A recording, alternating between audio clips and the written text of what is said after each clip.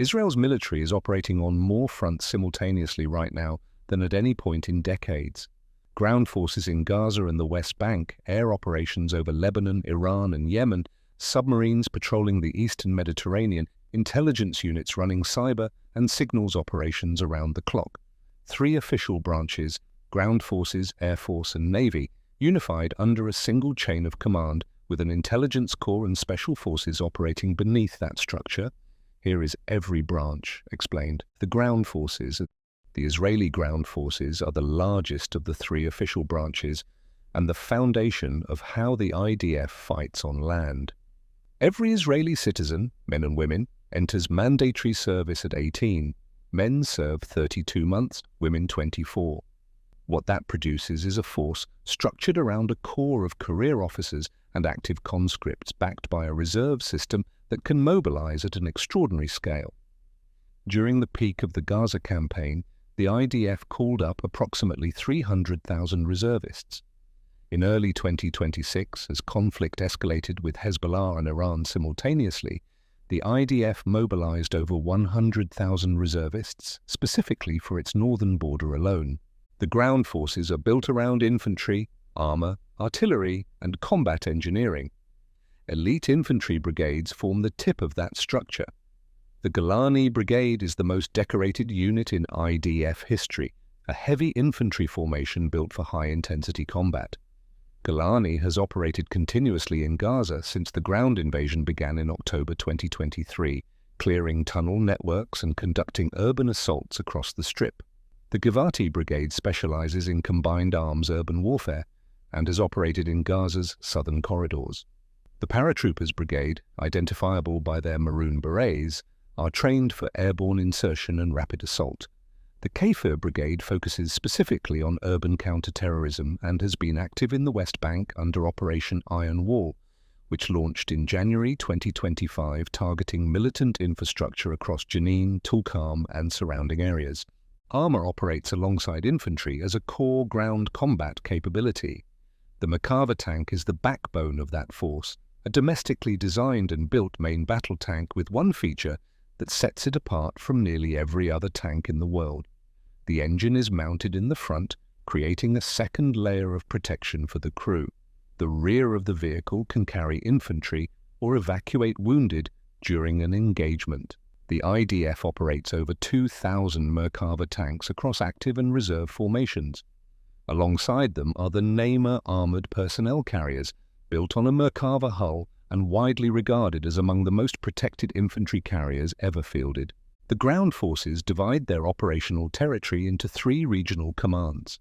The Northern Command faces Syria and Lebanon, currently the most active non-Iran front, with the IDF conducting near-daily strikes against Hezbollah positions and striking IDF-designated Hezbollah reconstruction efforts across southern Lebanon and the Bekaa Valley since the November 2024 ceasefire.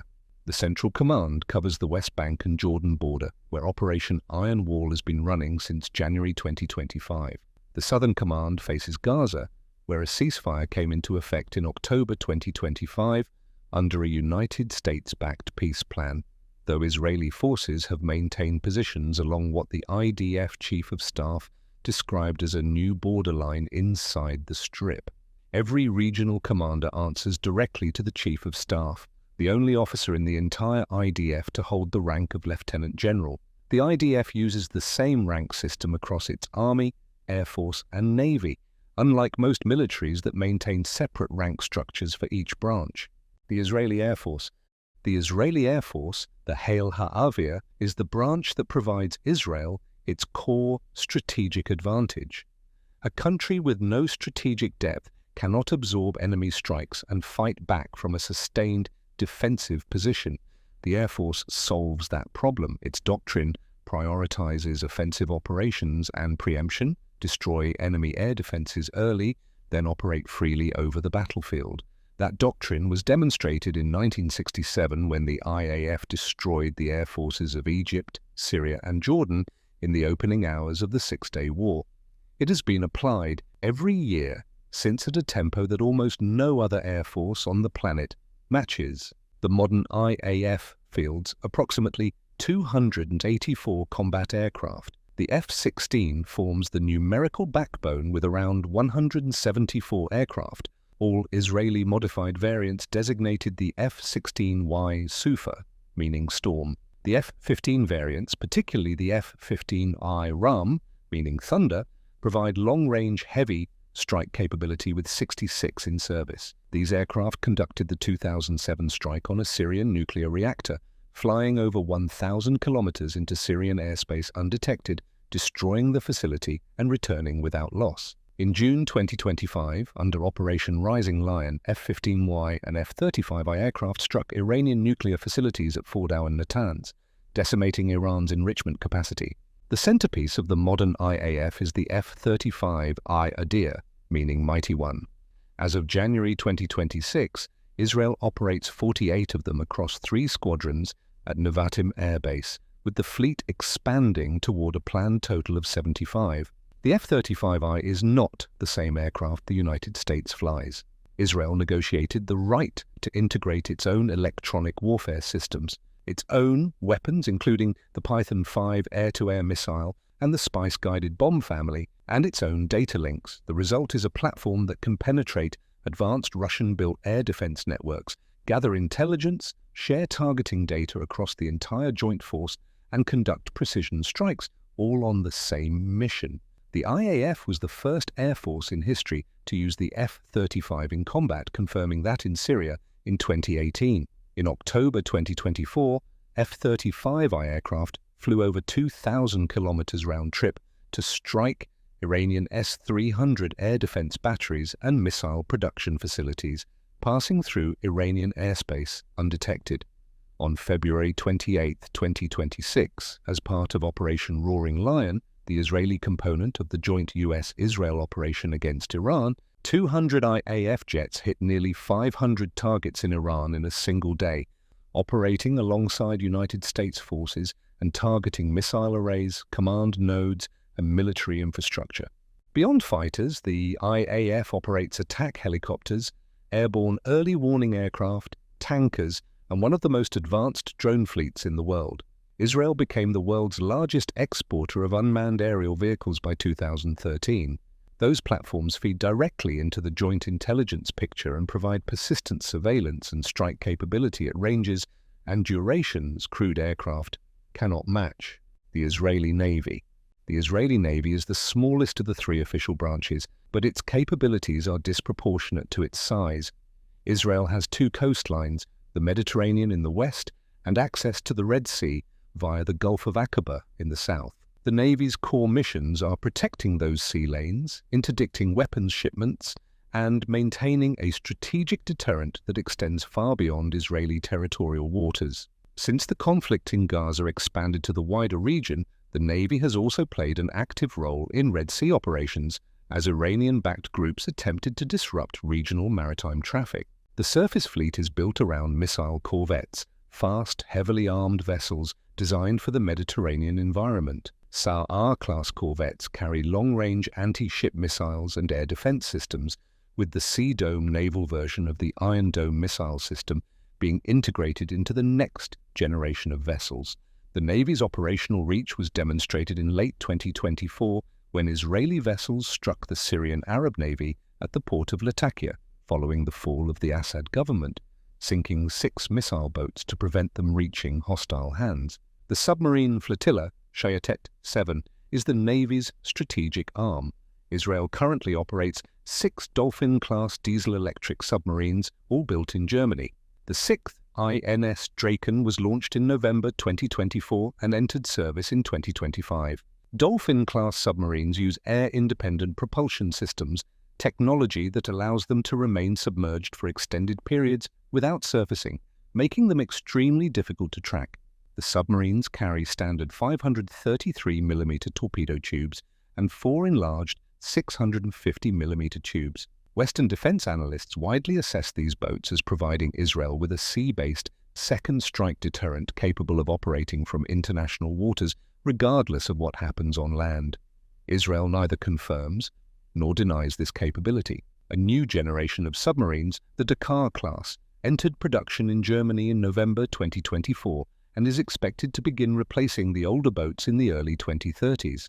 The Intelligence Corps. The IDF Intelligence Corps, Aman, reports to the Chief of Staff as a directorate within the military chain of command. Its role is to provide the intelligence picture that drives every IDF operation, where threats are, what they are capable of, and when they are moving. Aman is Israel's primary military intelligence organization, distinct from the Mossad, which operates under civilian oversight, and from the Shin Bet, which handles internal security.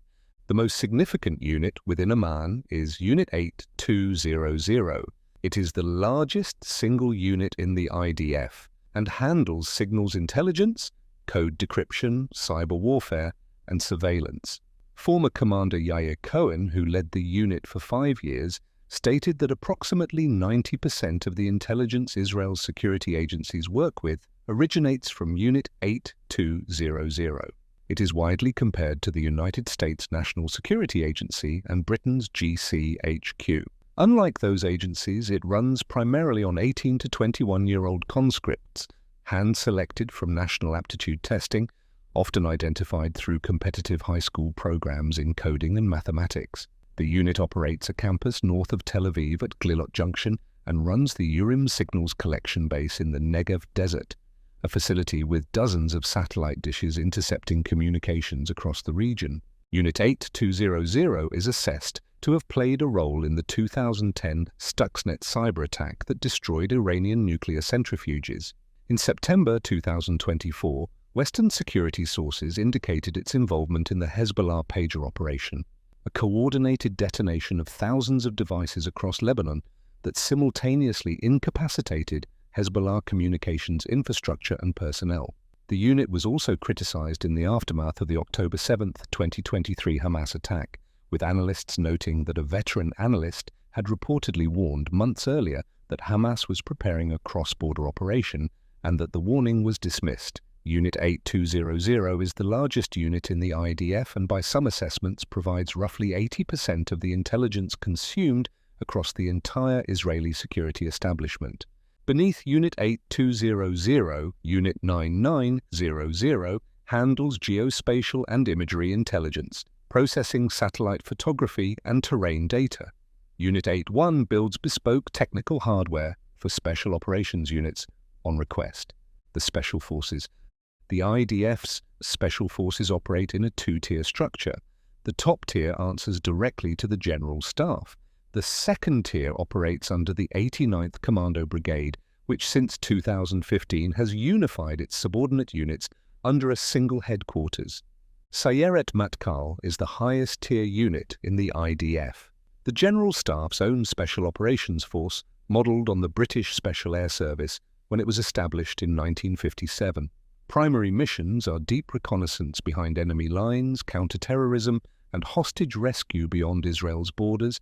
Sayeret Matkal led the 1976 Operation Entebbe, flying to Uganda to rescue 248 hostages held by terrorists. Benjamin Netanyahu, currently serving as Prime Minister during Operation Roaring Lion, served as a team leader in the unit during that raid.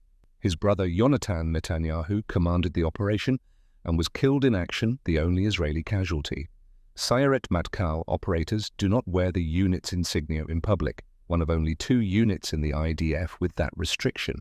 Shayetet 13 is the Naval Commando unit, directly comparable to the United States Navy SEALs or Britain's Special Boat Service. Founded in 1948, it specializes in sea-to-land infiltration, underwater combat, maritime counter-terrorism, and hostage rescue from the sea. In October 2023, Shayetet 13 conducted seaborne operations along the Gazan coast ahead of the ground invasion, destroying Hamas naval infrastructure. In February 2024, the unit raided a building in Rafah and extracted 2 living hostages, with 1 operator lightly wounded and all Hamas personnel at the site killed. Shaldag Unit 5101 is the Air Force's commando unit, founded in 1974 by veterans of Sayeret Matkal. Its core function is forward air control, deploying covertly into hostile territory to mark targets, establish landing zones, and direct IAF strikes with precision. In 2007, Shaldag operators infiltrated the area near a Syrian nuclear reactor to designate the target before F-15 and F-16 strikes destroyed it. That same targeting methodology, human operators on the ground confirming targets before air assets engage, has defined Israeli precision strike doctrine across every subsequent campaign. Duvdevan Unit 217 operates in the second tier with a completely different role from the General Staff units.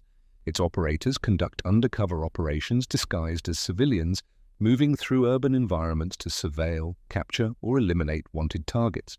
Duvdevan has operated continuously in the West Bank throughout Operation Iron Wall and has been active in Gaza operations requiring close-quarters intelligence work in densely populated areas. Like Sayeret Matkal, its operators do not wear identifying insignia, and the unit takes significant measures to prevent its personnel from being photographed or publicly identified.